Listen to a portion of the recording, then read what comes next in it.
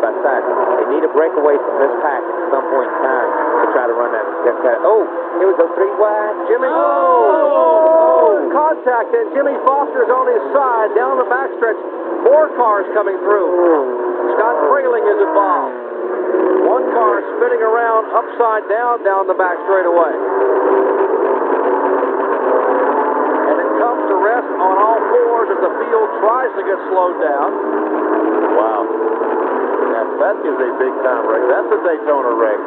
That's a big wreck. But the one thing that we saw in this wreck so far, until we see the replay, that we didn't really see in the first wreck, everybody kept moving. The cars kept rolling. The momentum kept.